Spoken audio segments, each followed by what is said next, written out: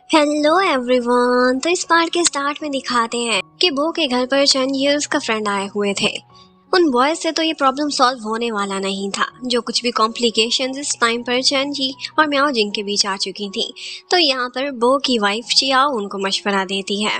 वो चेंजी से कहती है कि हम गर्ल्स बहुत मासूम होती हैं, हमारे लिए छोटी छोटी चीजें भी इंपॉर्टेंस रखती हैं, इसलिए अगर तुमने उसे कोई पॉजिटिव जेस्चर दिखाना है तो उसकी केयर करने की कोशिश करो इस तरह से कि उसे रोजाना कॉल की, उसे मैसेज किया दिन के आखिर पर और उससे पूछा कि उसका दिन कैसा गुजरा था और तुमने उसे कितना मिस किया, तुम्हारी लाइफ में क्या कमी है उसके बगैर तुमने एक्सप्रेस करके उसे बतानी है।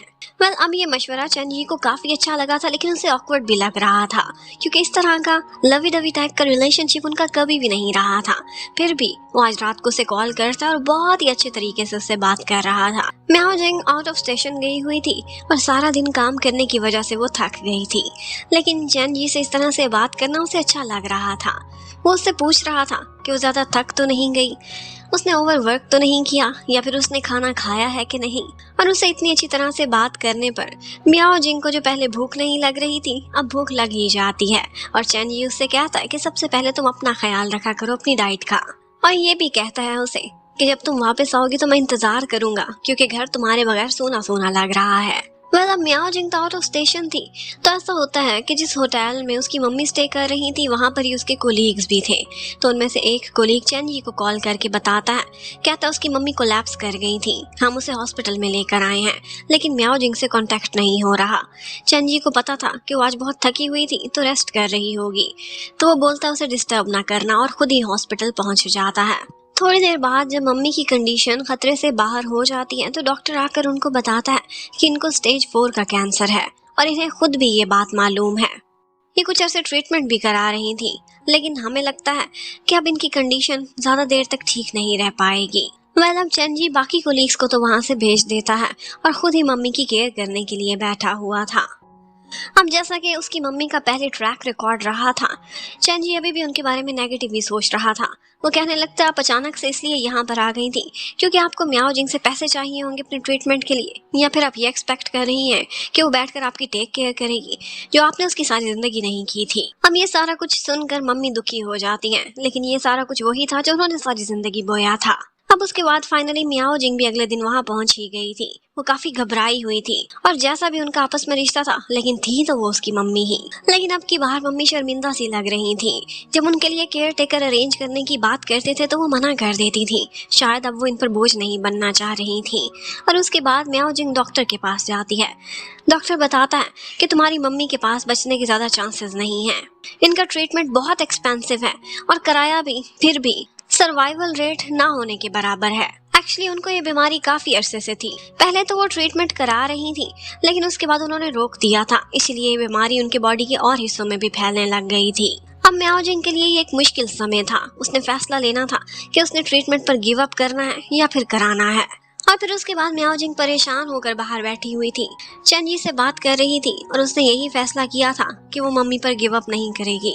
जो भी हो जैसा भी हो वो उनका ट्रीटमेंट जरूर स्टार्ट कराएगी। अब नेक्स्ट डे म्याओ जिंग 2-3 दिन की छुट्टी लेकर अपनी मम्मी के पास आती है। वो खुद उनकी केयर करना चाहती थी और केयर टेकर को भेज देती है, लेकिन फिर भी मम्मी और म्याओ जिंग के बीच की दूरियां कवर नहीं हो पा रही थी।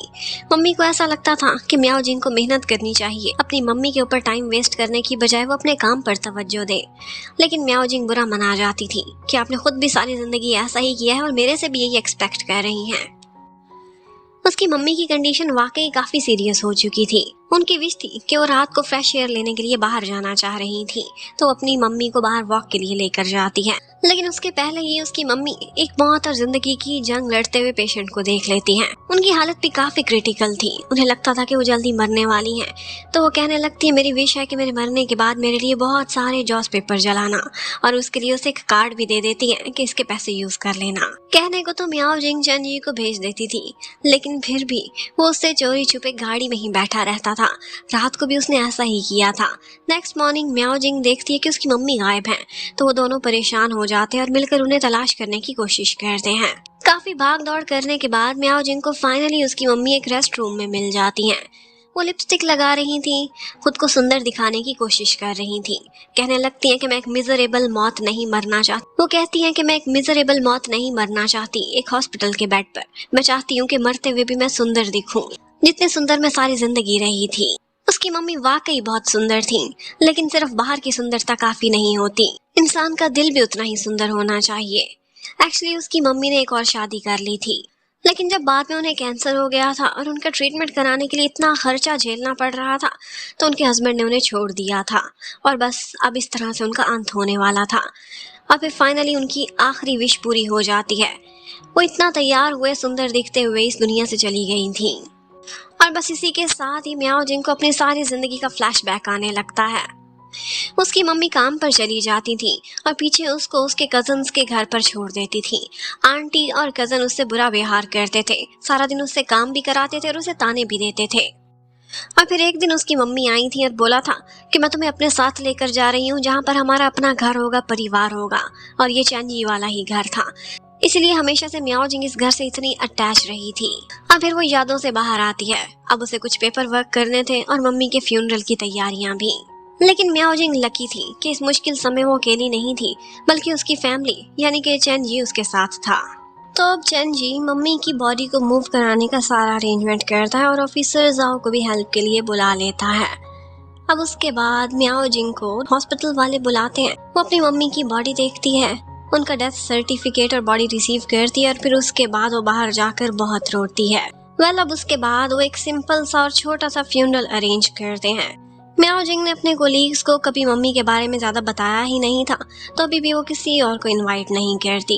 लेकिन फिर भी फ्यूनरल के टाइम पर कुछ बिन बुलाए मेहमान वहां पहुंच जाते हैं और वो थे लोन शार्क्स वाले, जिन्हें पता चल गया था कि वे मर चुकी हैं और वो ये कहने के लिए आए थे कि इसने हमसे कर्जा लिया है जो हमें वापस चाहिए।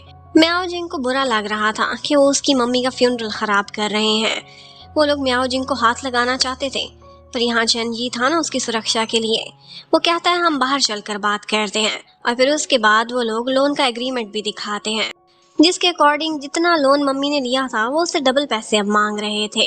मियाओ जिंग एजुकेटेड थी, उसे ये सारी चीजों की समझ थी। वो कहती है कि ये इलीगल है जो तुम लोग कर रहे हो।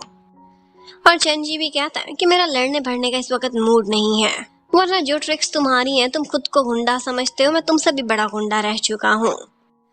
और बस यहीं पर ही उसकी एक गुंडे से फाइट हो जाती है।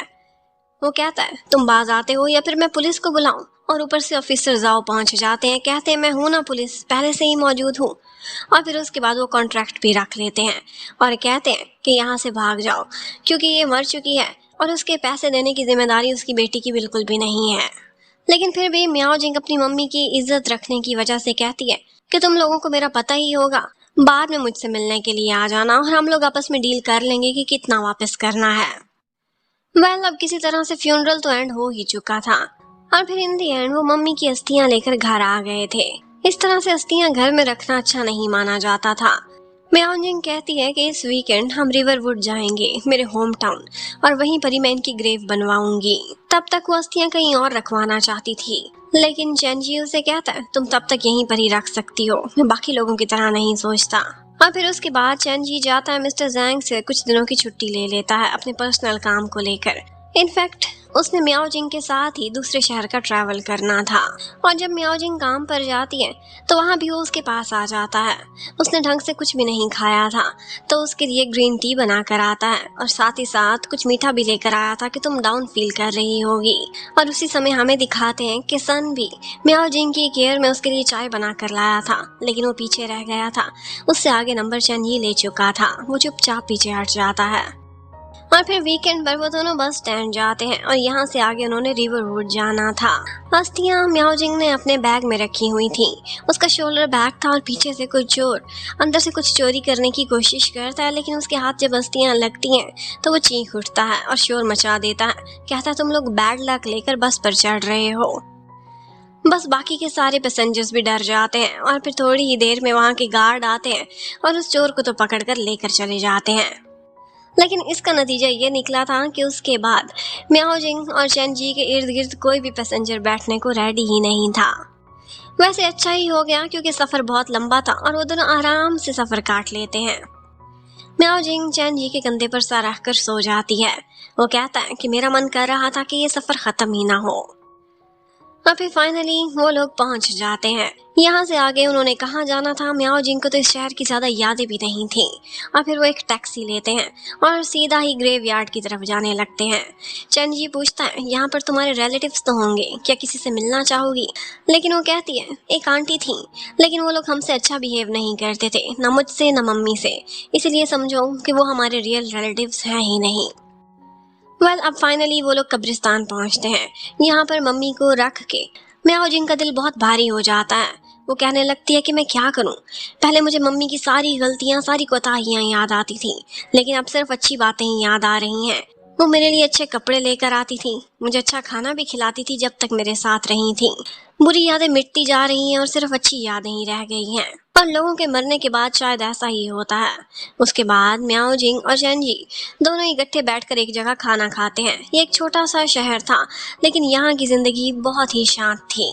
बारिश हो रही थी, नज़ारा बहुत अच्छा लग रहा था। म्याओ जिंग कहती है, क्यों ना हम दोनों यहीं पर ही ठहर जाएं, इधर अपनी जिंदगी बसाएं। चैन जी तुरंत ही कहता है, हाँ क्यों नहीं। वो बोलती है, फिर मैं क्या करूंगी यहाँ पर? वो कहता है, ये मत सोचना कि मैं ये बोल दूंगा कि मैं तुम्हारी सपोर्ट करूंगा। हम ऐसा करेंगे कि एक स्टोर खोल लेंगे छोटा सा, तुम दिन में चलाना और मैं रात में 24/7 चलेगा। और पीछे एक छोटा सा स्टोर रूम रखेंगे जिसमें हमारा बेड होगा और वहीं पर ही रह लेंगे। बस ऐसी सी एक सिंपल सी लाइफ। म्याओ जिंग हंसने लगती है और कहती है, अच्छा, और तुम्हारे वो बड़े बड़े सपने जो तुम कहते थे कि मैं तुम्हें पढ़ा रहा हूँ फ्यूचर इन्वेस्टमेंट करने के लिए ताकि तुम्हें बड़े शहर में एक अच्छी जॉब मिले, वो सब बातें। चैन जी उसे हंसाने के लिए कहता है, अच्छा, मैं कितना बेवकूफ़ होता था तब, ऐसी बातें करता था। अब वहाँ से जाते जाते वो लोग एक शॉप के सामने से गुजर रहे थे। एक गोल्ड का नेकलेस म्याओ जिंग को दिखा था, उसे बहुत अच्छा लगा था। मिड ऑटम फेस्टिवल भी आने वाला था। वहाँ की सेल्स वर्कर उनसे कहने लगती है कि आप अपनी पत्नी के लिए खरीद लें, इन पर बहुत सूट करेगा। आपको देखकर लग रहा है कि न्यूली वेड हैं और हनीमून के लिए आए हैं। चैन जी को ये सुनकर बहुत अच्छा लगता है, इसीलिए वो इस बात का इनकार नहीं करता। म्याओ जिंग की नज़रों से लग रहा था उसे ये नेकलेस पसंद आया है, लेकिन फिर भी वो ये कहकर चली जाती है कि ऐसी चीज़ें मैं अभी नहीं लेना चाहती।